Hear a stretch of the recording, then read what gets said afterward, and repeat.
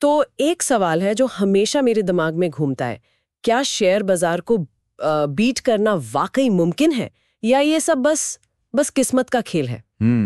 मतलब आजकल देखो तो हर कोई इन्वेस्टमेंट गुरु बना हुआ है, हर कोई अगला मल्टी बैगर ढूंढ रहा है। हाँ। लेकिन सवाल वही है, क्या वाकई कोई ऐसा सीक्रेट फॉर्मूला है? यार ये तो खरबों डॉलर का सवाल है और हर निवेशक के दिल में यही चलता है ना? और आज हम जिस किताब पर बात कर रहे हैं वो इस सवाल पर किसी हथौड़े की तरह चोट करती है। हमारे हाथ लगी है बर्टन जी मैलकील की क्लासिक किताब a random walk down wall street की एक समीक्षा। अच्छा। फाइनेंस की दुनिया में इसे एक तरह से बाइबल का दर्जा हासिल है। मुझे ये किताब हमेशा से बहुत दिलचस्प लगी है क्योंकि इसका टाइटल ही इतना प्रोवोकेटिव है। मतलब अ रैंडम वॉक, एक बेतरतीब चाल। बिल्कुल। ऐसा लगता है जैसे ये कह रही हो कि स्टॉक मार्केट में इतना दिमाग लगाने की जरूरत ही नहीं है, सब कुछ बस यूं ही हो रहा है। क्या वाकई ऐसा है? आज हम इसी की तह तक जाएंगे, समझने की कोशिश करेंगे कि मैलकिल का ये आइडिया इतना रेवोल्यूशनरी क्यों है और अगर वो सही है तो एक आम निवेशक को आखिर करना क्या चाहिए। बिल्कुल। तो चलिए सीधे इसके सबसे बड़े और सबसे कंट्रोवर्शियल आइडिया से ही शुरू करते हैं। Random walk theory. Random walk theory. हाँ, यहीं से शुरू करते हैं। रैंडम वॉक, इसका मतलब क्या है? क्या वो ये कह रहे हैं कि स्टॉक की कीमतें बस हवा में उछलती हैं बिना किसी तर्क के? हाँ, मतलब जैसे कोई शराबी सड़क पर चल रहा हो जिसका अगला कदम किधर होगा कोई नहीं बता सकता। काफी हद तक यही मतलब है। मैलकिल का जो मूल तर्क है ना, वो ये है कि किसी भी दिन शेयर बाजार की दिशा का अंदाजा लगाना नामुमकिन है। नामुमकिन? हाँ। आज कोई स्टॉक ऊपर है, कल नीचे, और आप इसके पीछे कोई भरोसेमंद पैटर्न नहीं ढूंढ सकते। लेकिन ऐसा क्यों? क्योंकि कीमतें नई अप्रत्याशित जानकारी पर रिएक्ट करती हैं और नई जानकारी की परिभाषा ही यही है कि वो अप्रत्याशित है। कल क्या खबर आएगी ये कोई नहीं जानता। एक मिनट, ये बात थोड़ी अजीब लगती है। मतलब इतने सारे लोग, बड़े बड़े एक्सपर्ट्स, फंड मैनेजर्स, जिन्हें लाखों की सैलरी मिलती है, जो दिन रात चार्ट्स और बैलेंस शीट देखते हैं, क्या वो सब अपना समय बर्बाद करें? मैलकिल के हिसाब से इसका कोई फायदा नहीं। लंबे समय में मैलकिल का जवाब है हाँ, ज्यादातर लोग अपना समय और पैसा दोनों बर्बाद कर रहे हैं। अरे वाह! इस बेतरतीबी का यही गहरा मतलब है। अगर कीमतें रैंडम हैं तो कोई भी, आप या मैं या कोई बड़ा फंड मैनेजर, लगातार बाजार से बेहतर प्रदर्शन नहीं कर सकता। खासकर जब उनकी फीस भी जोड़ लें। बिल्कुल, खासकर जब हम उनकी भारी भरकम फीस और ट्रांजैक्शन कॉस्ट को भी जोड़ लें। ये उस पूरी इंडस्ट्री की नींव पर सवाल उठाता है जो हॉट स्टॉक पिक्स और मार्केट टाइमिंग के वादों पर चलती है। तो अगर ये सब रैंडम है तो क्या इसके पीछे कोई एकेडमिक थ्योरी भी है या ये सिर्फ एक ऑब्जर्वेशन है? बहुत अच्छा सवाल है। इसके पीछे एक मजबूत एकेडमिक थ्योरी है जिसे एफिशिएंट मार्केट हाइपोथेसिस या ईएमएच कहते हैं। ईएमएच सुना इसके बारे में। ये रैंडम वॉक का सैद्धांतिक आधार है। सरल शब्दों में इसका मतलब यह है कि किसी भी स्टॉक की कीमत में उससे जुड़ी हर सार्वजनिक जानकारी पहले से ही प्राइस्ड इन होती है। प्राइस्ड इन मतलब क्या मतलब हुआ इसका? मतलब जैसे ही कोई खबर आती है, चाहे वो कंपनी के अच्छे नतीजे हों या कोई बुरी खबर, लाखों निवेशक तुरंत उस पर रिएक्ट करते हैं। सेकंडों में वो खबर स्टॉक की कीमत का हिस्सा बन जाती है। अच्छा। तो आपको कोई ऐसा गुप्त ज्ञान या एज नहीं मिल सकता जिससे आप लगातार बाजार को मात दे सकें। आप जो भी जानते हैं वो बाजार पहले से ही जानता है। इसे समझने के लिए कोई एनालॉजी है, कोई आसान सा उदाहरण? बिल्कुल।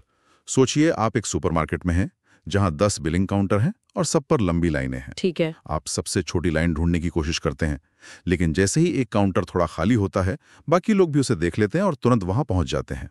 और सारी लाइनें फिर से लगभग बराबर हो जाती हैं। एग्जैक्टली। शेयर बाजार भी कुछ ऐसा ही है। कोई भी खुला काउंटर या आसान मौका ज्यादा देर तक नहीं रहता। वाह! मतलब घंटों तक चार्ट्स को घूरना या कंपनी की एनुअल रिपोर्ट के पन्ने पलटना मैलके के हिसाब से सुपरमार्केट में सबसे छोटी लाइन ढूंढने की एक बेकार की कोशिश है। लंबी अवधि में बिल्कुल। उनका निष्कर्ष यही है कि निवेश एक अनुशासित लंबी अवधि की प्रक्रिया होनी चाहिए, न कि रोज-रोज की भविष्यवाणी का खेल। और जब अनुशासन की बात आती है तो इतिहास गवाह है कि निवेशक अक्सर भावनाओं में बह जाते हैं। बिल्कुल। किताब में बाजार के बुलबुलों यानी बबल्स के कुछ बड़े मजेदार किस्से हैं। मुझे वो 17वीं सदी का ट्यूलिप मेनिया वाला किस्सा बहुत पसंद है। वो तो पागलपन की हद थी। क्या आप यकीन कर सकती हैं कि एक फूल के बल्ब की कीमत एक आलीशान घर के बराबर हो गई थी? और ये सिर्फ इतिहास की बात नहीं है। 18वीं सदी में साउथ सी बबल था, फिर 2000 का .com बबल। हाँ, वो तो मुझे याद है। जब किसी भी कंपनी के नाम के आगे .com लगा दो तो उसका स्टॉक आसमान छूने लगता था, भले ही वो कंपनी 1 रुपया भी ना कमा रही हो। और 2008 का हाउसिंग बबल तो हम सबने देखा ही है। बिल्कुल। ये पैटर्न बार बार क्यों दोहराया जाता है? क्या भारत में भी हमने ऐसा कुछ देखा है? अरे बिल्कुल, मनोविज्ञान वही रहता है, बस मैदान बदल जाता है। भारत में 90 के दशक की शुरुआत में हर्षद मेहता के समय जो उन्माद था, वो इसका एक क्लासिक उदाहरण है। सही बात है। या हाल के सालों में कुछ स्टार्टअप्स की वैल्यूएशंस को लेकर जो बहस छिड़ी थी, या फिर क्रिप्टो को लेकर जो दीवानगी थी। हाँ, क्रिप्टो तो है ही। ये सब उसी मानवीय भावना के उदाहरण हैं। किताब के अनुसार इन सब के पीछे लालच, हर्ड मेंटालिटी यानी भेड़ चाल, और ये सोच कि इस बार सब कुछ अलग है, काम करती है। और फिर एक दिन म्यूजिक बंद हो जाता है और बुलबुला फूट जाता है। हमेशा। तो मैलकिल की सलाह क्या है? सीधी और सरल, प्रचार से बचें। जब हर कोई किसी चीज के बारे में बात कर रहा हो तो सावधान हो जाएं। बुनियादी सिद्धांतों पर टिके रहे। बिल्कुल। ठीक है, तो जब बाजार इतना भावनात्मक और अतार्किक हो सकता है तो ये सवाल उठता है कि कोई इसमें पैसा लगा है कैसे? कुछ लोग सोचते हैं कि वे इन भावनाओं के पैटर्न्स को पकड़ सकते हैं। शायद यहीं से टेक्निकल एनालिसिस जैसी चीजें आती हैं। सही पकड़ा आपने। निवेश के 2 मुख्य स्कूल हैं। पहला है टेक्निकल एनालिसिस, जिसे चार्टिंग भी कहते हैं। चार्टिंग, हाँ। इसके समर्थक मानते हैं कि स्टॉक की कीमतों के चार्ट में कुछ पैटर्न होते हैं जो खुद को दोहराते हैं। वो हेड एंड शोल्डर्स या डबल बॉटम जैसे पैटर्न ढूंढकर भविष्य का अनुमान लगाने की कोशिश करते हैं। लेकिन मैलकील को तो ये तरीका बिल्कुल पसंद नहीं। समीक्षा में लिखा है कि वो इसकी तुलना ज्योतिष से करते हैं, विज्ञान से नहीं। वो इसे लंबे समय में बेकार कहते हैं। उनका तर्क है कि अगर कोई ऐसा पैटर्न होता जो वाकई काम करता तो लोग उसका इस्तेमाल करके इतना पैसा कमा देते कि वो पैटर्न खुद ही खत्म हो जाता। लेकिन कई लोग तो कसम खाते हैं कि वो इसी से पैसा बनाते हैं। हम अक्सर सुनते हैं कि किसी ने एक ब्रेकआउट पैटर्न देख के लाखों कमाए।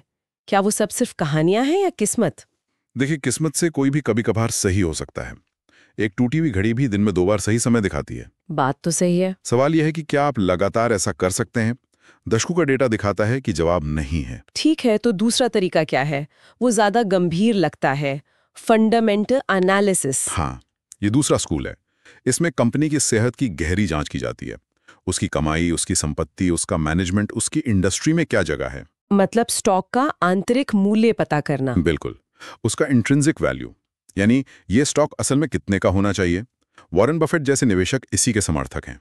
ये तो टेक्निकल एनालिसिस से काफी बेहतर और तार्किक लगता है। मैलकिल भी मानते हैं कि ये बेहतर है, लेकिन वो कहते हैं कि ये भी अचूक नहीं है। अच्छा, क्यों? पहली बात, भविष्य का अनुमान लगाना बहुत मुश्किल है। आज जो कंपनी बहुत अच्छी लग रही है, जरूरी नहीं कि 5 साल बाद भी वैसी ही रहे।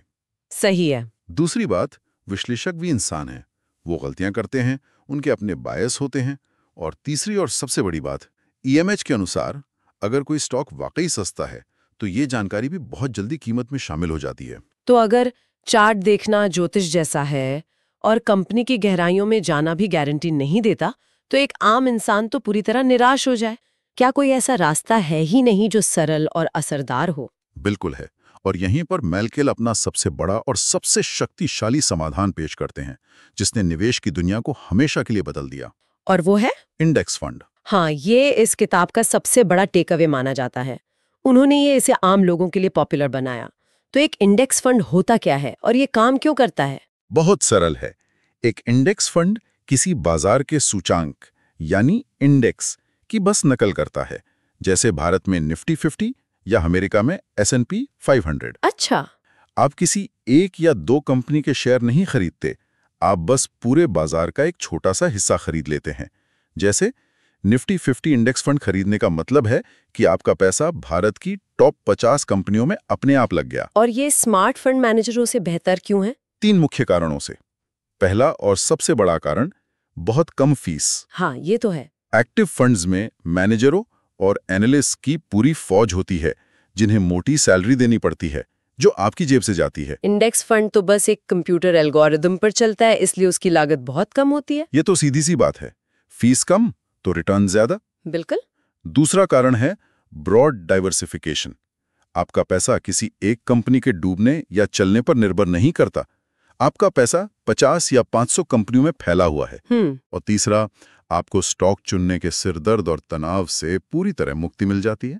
और इन सब बातों का सबसे बड़ा सबूत आंकड़े। दशकों के डेटा से ये साबित हो चुका है कि लंबी अवधि में 80 से 90% एक्टिव फंड्स अपने बेंचमार्क इंडेक्स को ही बीट नहीं कर पाते। बिल्कुल। मतलब जिन मैनेजरों को आप बाजार को हराने के लिए मोटी फीस दे रहे हैं, वो खुद बाजार से हार जाते हैं। सोचिए, आप एक फंड मैनेजर को मोटी फीस दे रहे हैं, ये सोचकर कि वो आपके लिए रेस में सबसे तेज दौड़ने वाला घोड़ा चुनेगा। लेकिन असल में आप सिर्फ पूरा रेस कोर्स खरीदकर ज्यादा बेहतर रिटर्न कमा सकते थे, और वो भी बहुत कम कीमत पर। क्या बात है। और यहाँ तक कि वॉरेन बफेट, जो खुद स्टॉक चुनने के बादशाह हैं, वो भी आम निवेशकों को कम लागत वाले इंडेक्स फंड में ही निवेश करने की सलाह देते हैं। तो ये तो हुई निवेश की रणनीति, पर कितना पैसा कहाँ लगाना है, किताब सिर्फ यही नहीं रुकती। ये जीवन के लिए एक पूरी योजना भी देती है, जिसे निवेश के लिए जीवन चक्र गाइड कहा गया है। हाँ। ये उम्र के हिसाब से मार्गदर्शन देती है, जो मेरे जैसे किसी व्यक्ति के लिए बहुत मददगार हो सकता है। हाँ, ये एक बहुत ही व्यवहारिक फ्रेमवर्क है। सिद्धांत बहुत सरल है। आपकी जोखिम लेने की क्षमता आपकी उम्र और वित्तीय स्थिति पर निर्भर करती है। अच्छा, चलिए 2 लोगों का उदाहरण लेते हैं। एक है 25 साल की अंकिता, जो अभी-अभी आईटी में काम करना शुरू हुई है। ठीक है। और दूसरे हैं 52 साल के राजेश, जो अपनी रिटायरमेंट की प्लानिंग कर रहे हैं। ठीक है, तो अंकिता को क्या करना चाहिए? अंकिता युवा है, उसके पास कमाने और किसी भी नुकसान से उभरने के लिए दशकों का समय है। वो ज्यादा जोखिम ले सकती है।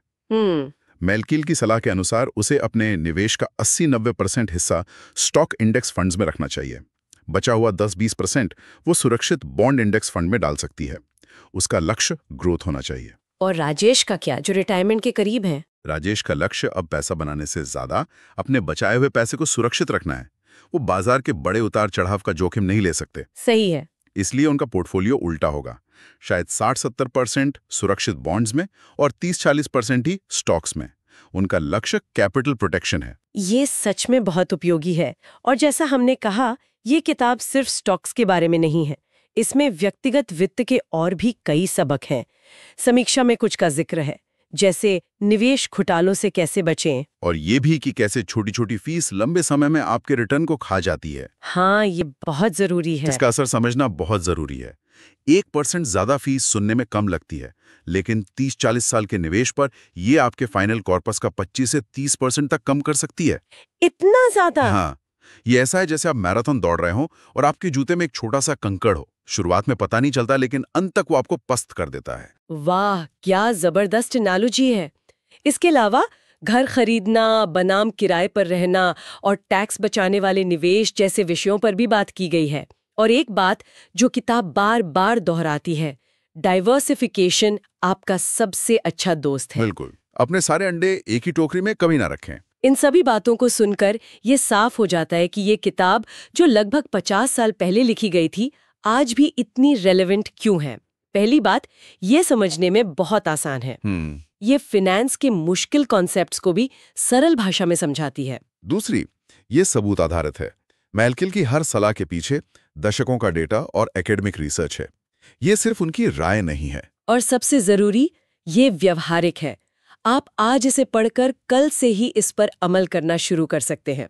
और अंत में इसके सिद्धांत कालातीत हैं। टाइमलेस। बाजार बदल सकता है, तकनीक बदल सकती है, लेकिन मानवीय लालच और डर के सिद्धांत नहीं बदलते। बिल्कुल सही। तो अगर हमें आज की पूरी चर्चा को कुछ मुख्य बिंदुओं में समेटना हो, तो वो क्या होंगे? पहला, बाजार काफी हद तक रैंडम और अप्रत्याशित है। ठीक है। दूसरा, इसे लगातार मात देने की कोशिश करना एक मूर्खतापूर्ण खेल है जिसमें ज्यादातर लोग हारते हैं।